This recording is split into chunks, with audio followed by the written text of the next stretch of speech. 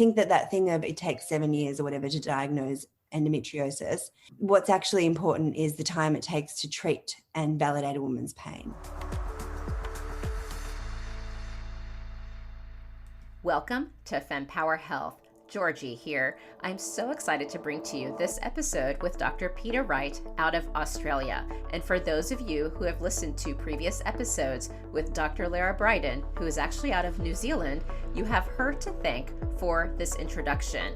This episode actually was a get to know you call with Dr. Wright, and I had asked her at the beginning if we could record it, and this Zoom call has now turned into an awesome podcast episode. So thank you, Dr. Wright, for your openness and sharing this initial conversation. And here we talk about endometriosis, pain, and also how trauma can impact pain. This is really an initial conversation because we agreed we definitely need to talk more about this topic. So as you listen to the episode, please do share with me additional questions that you may have, because I will make sure to ask them of Dr. Wright in our next conversation. And that episode will go live in season 4. So be sure to follow on Apple Podcast and Spotify Podcast so that you will be alerted for when that goes live. So let's take a listen to this awesome conversation. So I'm I do fertility and I do gynecology, and I kind of focus in a much more holistic way than the conventional gynecology system kind of does. Right. So like often, as I was trained, it would be a woman would come in, just discuss her period problems or her gynecological things, and you kind of have a very quick question about, family life, family history, social history, and then that's kind of it in the typical how I was trained to practice, right? And no basic and root cause, as you were saying, even in medicine conventionally isn't a thing that you focus on. I guess Right. it's like you come with a period problem, it's heavy, it's painful, whatever. Okay, so what the conventional solution is generally surgery, or it's hormones, or it's the pill, or it's, something that switches off the cycle to regulate. Obviously, it doesn't regulate the cycle, switches off, or removes something from the body. So as a surgical answer, they're only what you're interested in when you're a conventional gynecologist, mostly. And I became very, very, very disillusioned by that. And also I think I talked to my patients a lot more, and I could understand the impact that environment have on women's health. So for example, with polycystic ovarian syndrome, which is just, I have a massive bugbear with that anyway, with the name, but it's an umbrella term. No one wants to get to the root cause of it. So it's all just slapping a big Band-Aid on it and women are very confused by that diagnosis as well. And it's environmental, either environmental at the time or environmental from when the woman was in utero, from environmental exposures early on in her life, but no one was interested in doing that. And I just became very interested in doing that for all of those conditions, and educating and helping women to understand about their bodies. Because like the number of women I've seen who are 43 and have been on the pill for almost their entire lives and have no idea what the pill is doing to them, and they've just gone on it because their doctor has said you should go on it for acne or to regulate your cycles at the age of 14, is crazy. It's so common. And women who now come to see me for fertility problems, who started their period at say 13, had irregular cycles, which is pretty normal when you're first starting to get cycles. If you understand the development of the brain and the ovary axis, you understand that that's part of it. But many GPs aren't educated about what's normal in a woman's body, and so they don't educate women, and they're just like, okay, well, here's the pill. So that they go on the pill before their reproductive systems are mature and before they're regularly ovulating. They stay on it for 20 years. They then go off it at 35 and want to try and have a baby, and their periods are irregular, and they might have acne and they might have some other things, which then they get slapped with a diagnosis of PCOS and get really funneled down the fertility pathway, or the infertility pathway, or having to do IVF to conceive, when really their reproductive system is still immature and it just needs time, which they're lacking at 35, right? So that's a big thing in itself. By the way, that was me. I was on the pill from when I was 18 to 35. Yeah, but this is the thing. And also doctors will say that's a really good way to cure or treat endometriosis, which obviously not, because you were on the pill for that whole time and Right. you still have endometriosis. So doctors telling women that the pill or hormonal suppression is the only way to treat endometriosis is not right either. The other thing that I've found in my research, so talking to women, so I did a big course with Aviva Rom. Do you know her? Yes, I do. Yeah, probably a couple of years ago. I feel like my child was little, like maybe 3 years ago, on integrative medicine. And I've done a master's in fertility and all of that sort of stuff. But her course was amazing. Like that was the most amazing, wonderful, eye-opening, beautiful thing, because it taught root cause medicine and it taught wholehearted medicine. And I always say that, and my conventional friends don't have any idea what I'm talking about and think I'm really woo-woo. But like, I think that's so important. So I ask everybody about everything, environmental exposure. Before anyone comes to see me, they've filled out a big intake form, including things like, and this is probably controversial, and I'm speaking at it at 2 conferences, and I'm writing a book at the moment about this somehow between my time, about pain, pelvic pain and trauma. So I would probably say that about 90% of the women who come to see me who have pelvic pain have got a history of childhood or adolescent trauma. And no one really thinks to ask women. And I think it's this kind of, well, there's not enough time in a conventional consult, you can't really get into it. And also not wanting to say to women, your pain is in your head, because of course we don't want to say that to women, but there is a connection, huge connection between trauma experienced as a young person or ongoing stress and pelvic pain, in my practice, in my experience, and in the literature as well. So there's a study by Sonia Grover, who's a doctor here in Australia, it was a systematic review which just came out maybe a month ago, which was very handy because it cut my book research short because she had this beautiful summary. Have you heard of the ACE study, the Adverse Childhood Event Study? No. Okay, so it's an American study. I don't know how long ago it was, but basically they looked at, there's a questionnaire called the ACE questionnaire, and it's, I can't remember how many questions, but it basically gives you a score and it is quantifying childhood trauma.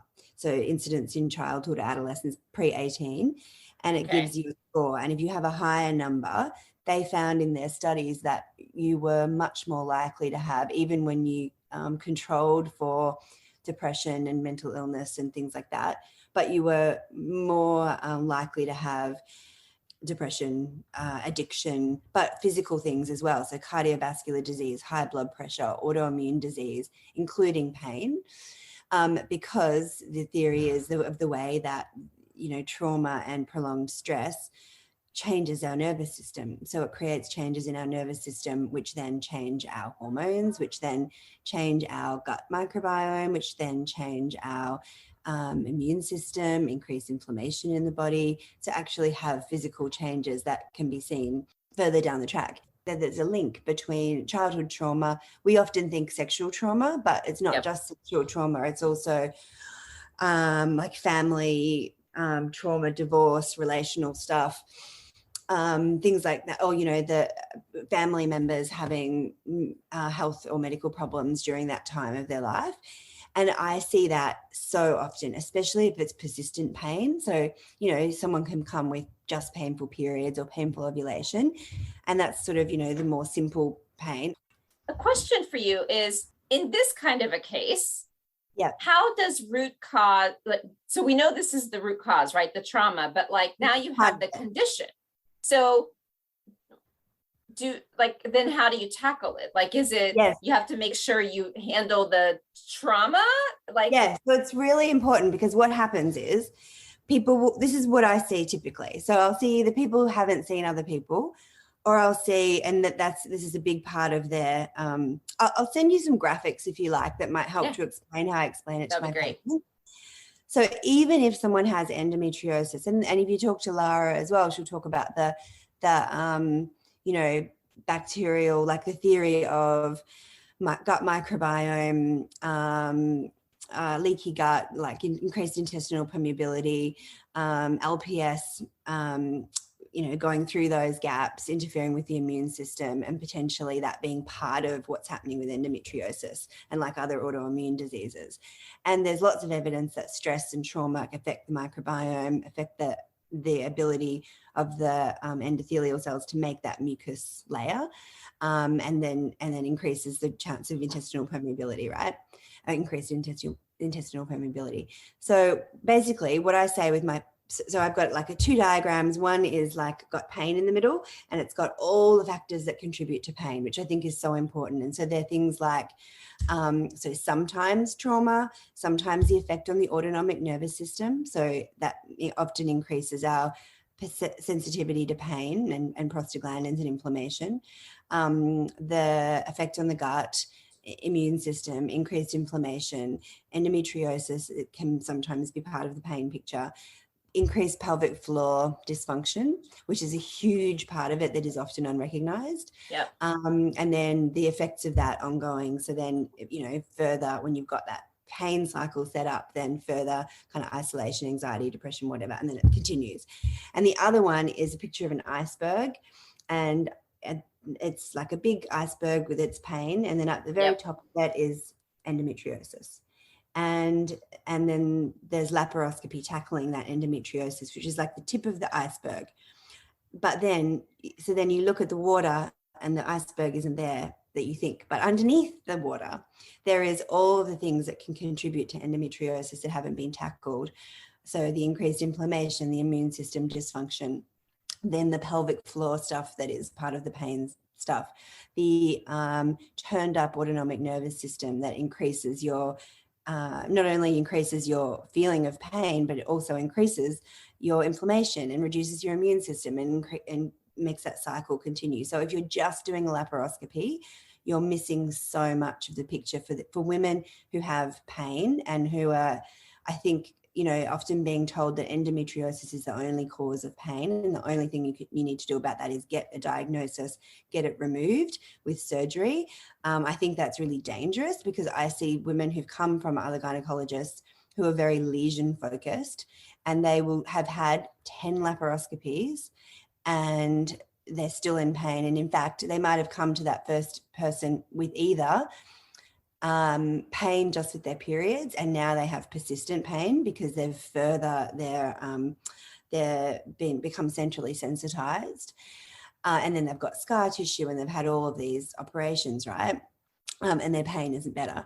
And not only is their pain not better, it's worse, but you then dig down into, okay, well, what are the other factors in your pain that haven't been addressed up until this point?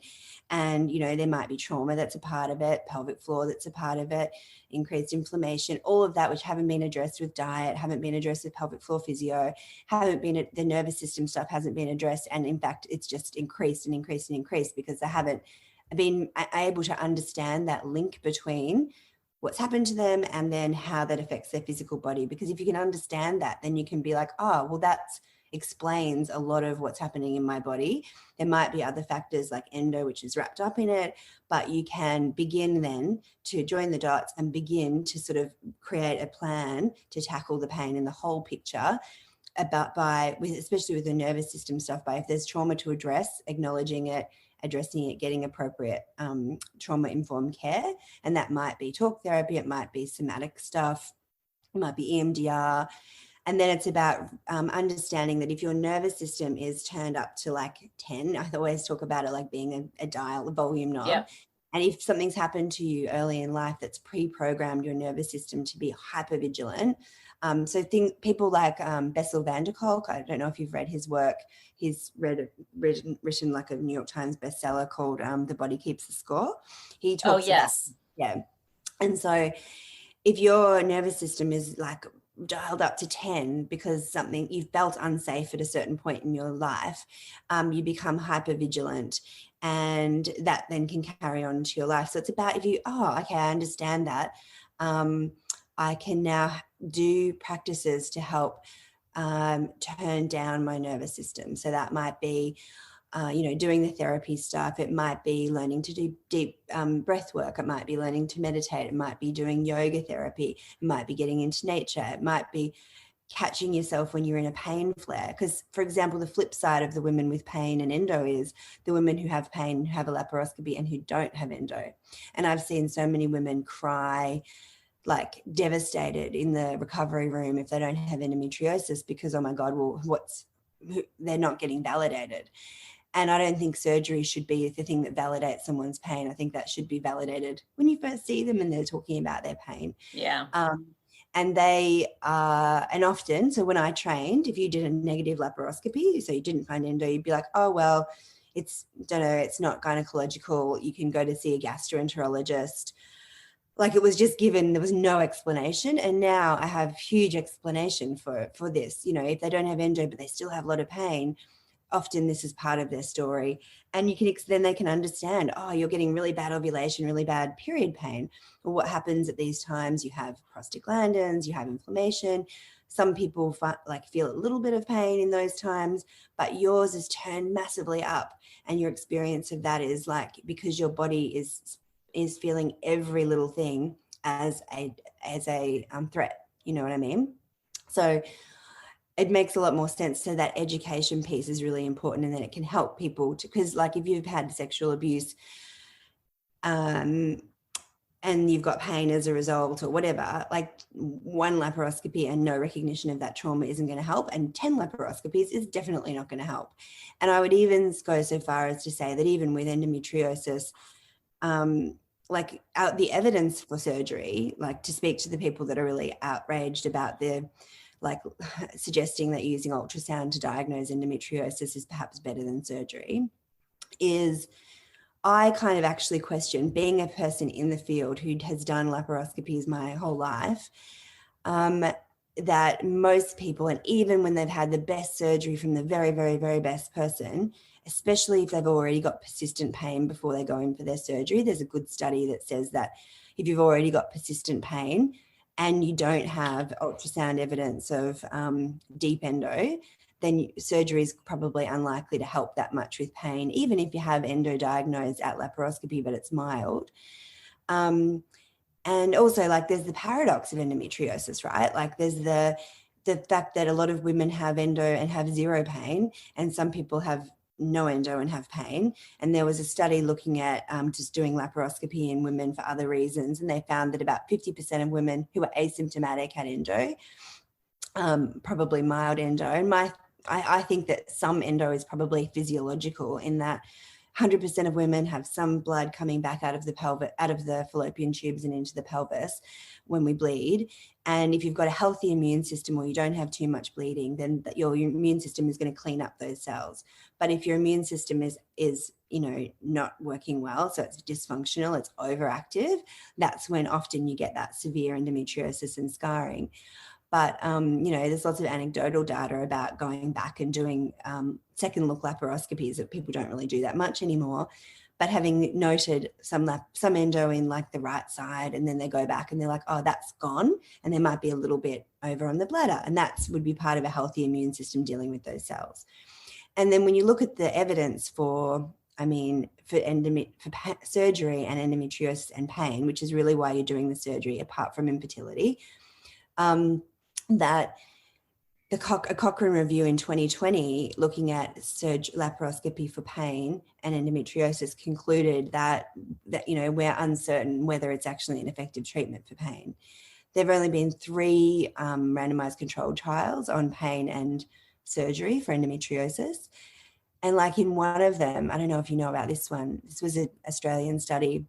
There wasn't that many people in each arm, but they did laparoscopy on everyone in the trial, and they only removed endo in half of the people, and they left it in the other half, but they still did the keyholes. And after that, so it was 70% of women improved with their pain if they had excisional surgery, but 30% of people improved by just having the holes. So the ones that didn't have this actual endometriosis surgery, 30% of their pain improved, initially, which is a crazy placebo effect, right? But it's you're getting validated. And then 6 months later, when they went back to excise the endometriosis in the people that they didn't excise it, they found that like a third, I think 40% was the same. 30% was improved when they were documenting the lesions, and like maybe 30% was a bit worse. But there's basically, I feel like with all my work that I don't know. I mean, I don't think that doing that first laparoscopy for diagnosis, so if it's fertility and there's unexplained infertility, and you know that removing endometriosis can improve your spontaneous pregnancy rate by a bit, but not massively, it's then I would do laparoscopy for that. But telling people that, you know, it's by what order that it can increase fertility. But for pain, I think that as a society, we really, really need to rethink doing surgery on women for pain and having like endometriosis being this big fear point in young women's minds, because all the evidence suggests that it's not that great for pain relief, and it can be making things worse. And there are a lot of other things that we need to tackle. So, you know, looking at diet, looking at stress, looking at environment, looking at other treatments that can reduce inflammation in the body. And I don't necessarily think that a laparoscopy is, I think that that thing of it takes 7 years or whatever to diagnose endometriosis, I think what's actually important is the time it takes to treat and validate a woman's pain. That's what I think is important. And I don't necessarily think that a laparoscopy is necessary for every woman with pain. Yeah. And I think there needs to be discussed. So I discuss all of that with my patients, and I say, you know, this is what you can because I have some people who go in, like, for example, I saw a woman the other day who had an ovarian cyst. Mm-hmm. And she had a torted ovary, so it twisted on its blood supply, and she had to have surgery to remove the cyst and correct that. She was like 38 or something at the time, and she'd had 2 children in the past. And so she went in, had that, and before that had some pain with periods, but all very manageable, not anything major. The surgeon at her surgery said, oh, and took her ovary out and said, oh, and by the way, you've got endo. So we're going to put you on Zoladex after this. Like, there's no discussion. It's just, you've got endo. It's like, you've got it. It's like cancer. It needs to be treated, right? Not thinking about lots of people have endo. It's about your quality of life, and you've got to be doing something to improve the person's quality of life, right? But she didn't know. She's like, oh my God, I've got this thing. I've got endo. Oh, okay then.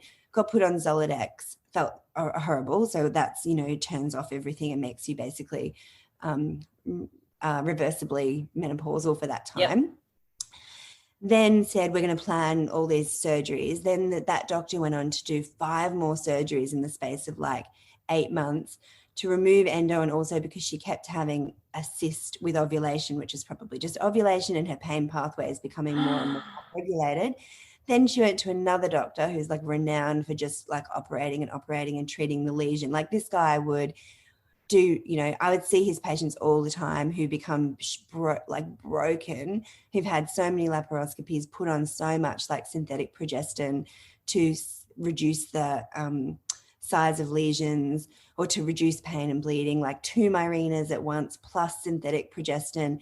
Then they would get depressed, put on 30 kilos. So he'd put them on an antidepressant, which would increase their awful, right? He's treating a lesion that may or may not have something to do with this person's pain. He's not treating a whole person. And this is like the paradigm, right? But this woman that I was talking about, she then went and saw him. He did a hysterectomy. Then he did an operation 2 weeks later because she had more pain, because she's now got persistent pain all the time, and thought, okay, well, she told me I had a nerve trapped in the vault or something. It sounds like she's having a pain flare. So all of the things like the pain, the pelvic muscles, the nervous system just completely flaring, went back to surgery, then went back to surgery again, like 6 months later, because she had some more pain, probably from ovulation from her remaining ovary. Now this woman has pain every single day of her life. Before she didn't, and she's now still bleeding, and he's left a bit of cervix behind, so she's bleeding. Anyway, this is a very big example of why surgery is not benign, and that going down that surgical route when we know that there's a very high rate of recurrence of pain. So what the story is then that women just need to have 10 surgeries that still doesn't improve their pain. I totally reject that, and I think that it's causing way more harm for women than good. You know, when I interviewed Mike Armour, so this is funny. So how I came to interview him is because of that article that was in ABC and the title. But when you read the article, it like didn't make sense with what the title was. And so I asked him about it. And it's interesting because his philosophy is very similar to yours. And he said that unfortunately, to get the clicks, they didn't want to change the title. And so he was stuck because he had control over the article, but not the title of the article. And for anyone who looked at the title and didn't read it, I can see why. And I remember I felt very disjointed because I'm like, the title says one thing, the content says something different. Anyways, he was saying similar to you, which is like, we need to get away from, I think you have endo and let's do surgery. Yes. And so I think what he was trying to say is like, there's all these other things you could do. And if you think it's endo based on these other things first, then there's possible other steps. But he was trying to say like, it shouldn't be, therefore do a it's more, can we do other things instead? And so, yeah, it was, and I'm glad I connected with him to try to clear it up. And I published the episode so that people can hear like, this is what he actually meant. Yeah. So, you know, it's interesting connecting on this because like, I'm now trying to figure out if first of all, I almost want to just take part of the segment of what we just discussed and like get it out there because I think it's such an interesting point and a lot of examples, I think, for people to think about and react to. But, you know, it's interesting. Like, I almost wonder if we should talk about this broader component of rethinking pain for women, pelvic pain for women. I'm writing a book right now on this. Okay. Absolutely. Because this is the thing. I think that women have been, I think the pendulum has swung from throughout time, really, of women having pain and then like, okay, they're just hysterical. It's in their head. They're crazy women, right? And that was maybe a bit what it was like in the past. And then the I'll just suck it up thing. But also, like, this is a very broad perspective, right? But we live in a very patriarchal society. Yeah. So when we have a period, we don't get any, like, there's no understanding. There's no concession. Our world isn't built around us. It's like, it's all about productivity. Like, so when you learn about talking to women about their, for example, period pain, it's like, do you miss any days of school or work? Because we can't have not productive women, right?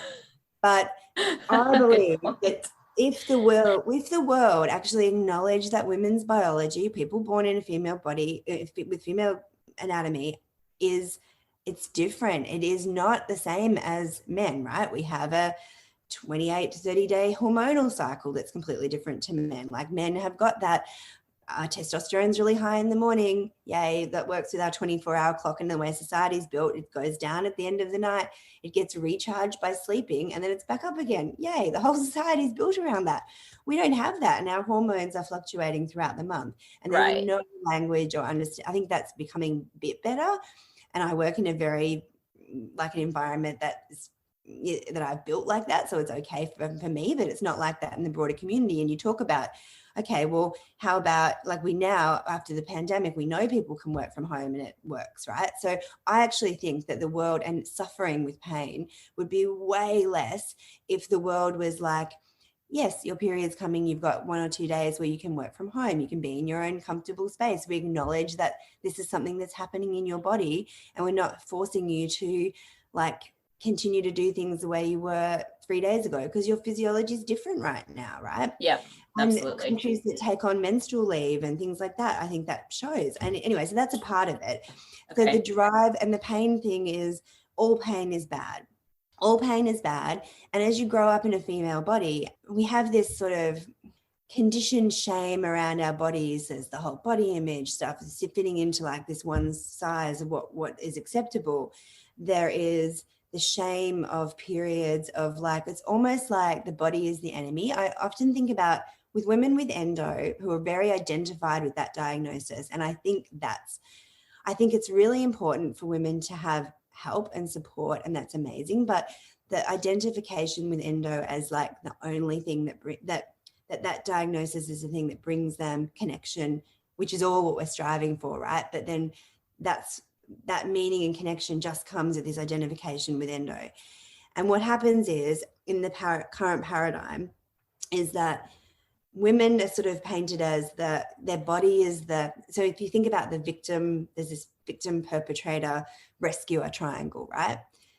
The victim is often the woman who is suffering from pain or endo. The perpetrator is their body, right? Think about that. You're in a war against your female body. And so the only way you can deal with it is to cut bits out of it, shut it down with hormones, turn off anything that is part of that hormonal cycle or female body thing. The rescuer is the doctor or the medical system. And they're in the model where you might have endo, let's do an operation, something external to you, let's remove a lesion, not empower you with any of the other stuff, like at the bottom of that iceberg or that pyramid that's looking at like how you can eat that might support you, how you can reduce your stress that might support you, how you can use supplements and herbs to reduce inflammation, how you might use hormones to reduce inflammation. But that's all empowering you, and it's giving you as the woman the tools to make the right decisions for your health. But the current paradigm is just, in the surgical thing, is let's do a surgery, give you a diagnosis which you can then identify with for the rest of your life as like the enemy kind of, and then it's all about just the enemy is this lesion in your body that's taking over and you have no power. And I think that's terrible. And then like the pain is always bad thing is also terrible. Like, yes, some pain, like most people, 90% of women have pain, some pain with their period day one or whatever. But young girls from the very beginning are like, oh my God, I might have endo. And then in their head, because you can't see endo, they're like, oh, but if I don't have surgery and I don't remove it, it could just like grow. It's like this invisible monster in their pelvis. And it does sound really, really scary. But also there's no understanding. And they're like, oh, but if I don't get it removed, it might get worse. But there's no understanding of the natural history of endometriosis. There are some people, the very minority of people with endometriosis who do have very severe, like deep nodular disease and the endometriomas and the ovarian disease. But the vast majority of people who have endometriosis have that mild superficial disease or one bit, like one lesion. And there's no evidence that if you don't do anything, it gets worse. Like there's no understanding of that, because to do that, you'd have to do multiple laparoscopies on a woman throughout her life. And for a condition that is benign and for a condition that may or may not cause problems, there's no need to do that. Like I saw a woman the other day with an ultrasound diagnosis actually of endometriosis, and she has zero symptoms, no pain, nothing. She just had a scan because she was looking at trying to get pregnant and she was older. And her GP was like, what do you think? Does she? And then she was terrified. Oh my God, do I need to have this? I said, do you have pain? Do you have problems with pain with sex? Do you have any issues with infertility? No. I'm like, well, no, we don't need to do anything. But there would be doctors who would go, yes, you need to have that removed. Right. Basically no evidence, because it's a benign thing. Even rectal or patch of Douglas disease, they've looked at over time and it doesn't seem to get worse, but I just think it's a really interesting area where women are having their power taken away from them, but they kind of feel like someone is listening to me, someone's doing something about it. But the greater thing is, what is the whole picture of their pain? Like women are blown away when I talk about all the different aspects of their pain, because it gives them, okay, I understand what's happening in a pain flare. I can do this. This is what I can do in my toolkit. Or I'm having like a massive, like the sharp stabby pain. It's probably pelvic floor pain. What can I do? Pelvic floor physio is so important. I can learn to do releases. It's just, if someone could do some kind of study on whether they never do it, but physio is like 1,000 times better for pain than surgery. No, I agree. And I'd love for your thinking on this. I'm still stuck on this review that I got on my podcast, and I wish I could contact the person. It was like, I understand what she's trying to do, but I don't listen to pseudoscience, and she's got a lot of natural medicine doctors on her podcast. And it was so interesting because I actually bring on different perspectives, because I believe that given there are, limited research dollars in women's health, all we can go with is what people who see these women every single day are seeing. And yes, I know it's not a randomized, double-blind, controlled trial. But we have the random, but that you're right. In some, you're right. In some areas we do, but.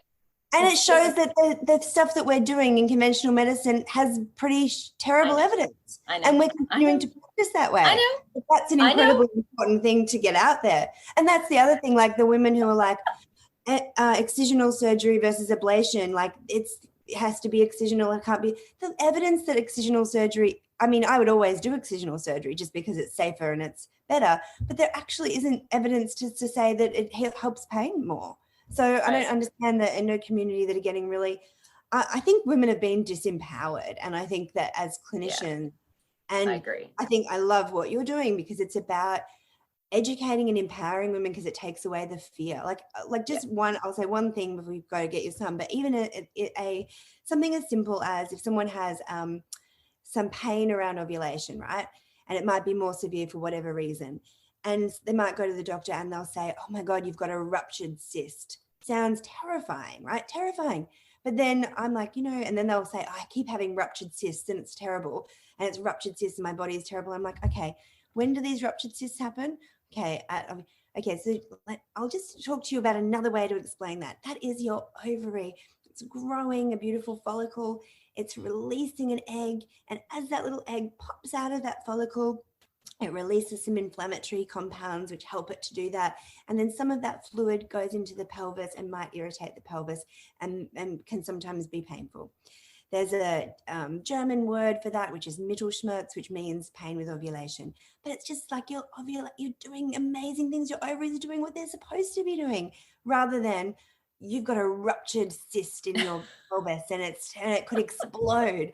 Can you see the difference in language and fear, and then how that, and they've done studies on language and using fear-based language to explain things, and how if you don't use that language, pain goes down. So that's really important because you're not pathologizing women's bodies at every turn. Yeah, agreed. So what you're doing is very important. Thank you. No, thank you. This is awesome. But this way isn't working. So it's important that we talk about it. Like it's not working. Everyone I talk to who's got anything chronic, this is the life, and it's irritating. Exactly. If you have a car accident, great. Western medicine's wonderful. I know. But chronic, no. Exactly. This was a pleasure. Thank you so much. I'm really excited to get all this information out. I love the way you think. Thanks, Georgie. Okay, thank you. It was wonderful to meet you. Bye-bye now. Thank you. Bye-bye. And that wraps up another insightful session here on the Chronic Pelvic Pain channel of the Fempower Health podcast. Before you go, I've got two quick, exciting invitations for you. First, join our vibrant community by subscribing to our newsletter. And it's not just any newsletter. It's your frontline update on groundbreaking women's health research, the latest health-enhancing products, and unique discoveries you won't want to miss. All of this delivered straight to your inbox, cutting through the noise of social media algorithms. Better yet, you can pick the perimenopause and menopause edition or the chronic pelvic pain edition, or both. Second, if you enjoy our chronic pelvic pain content, don't forget that we also have a main Fempower Health podcast feed that covers a wider range of women's health topics. Additionally, if you're interested in perimenopause and menopause, you can subscribe to that specific feed too. Find these channels on our website or wherever you listen to podcasts. Loved today's insights? Show your support by rating and reviewing our podcast. Your feedback is more than just a pat on our backs. It lights the way for others seeking guidance and community in their health journey, amplifying the voices that need to be heard. For a deeper dive into today's topics, check out the show notes and explore our website at fempower-health.com. Our site is a treasure trove of knowledge, neatly categorized by topics of interest, ensuring you find exactly what you need to empower your health journey. And your voice matters to us deeply. Whether you have a question, a story to share, or feedback on our episodes, reach out directly at info@fempower-health.com. Drop us a message on social media or hit reply on any newsletter. Your insights inspire our conversations. And don't forget to follow us on social media for more updates, tips, and community interactions. We're on Instagram and TikTok at Fempower Health, pelvic pain. Quick note, the knowledge we share is here to embolden you in discussions with your healthcare provider. It's not medical advice. Always consult with your doctor for health-related decisions. And remember, the diverse perspectives of our guests reflect their individual journeys, and it's not an endorsement by Fempower Health. Here's to empowering your health journey one episode at a time. See you on the next chronic pelvic pain episode of the Fempower Health podcast.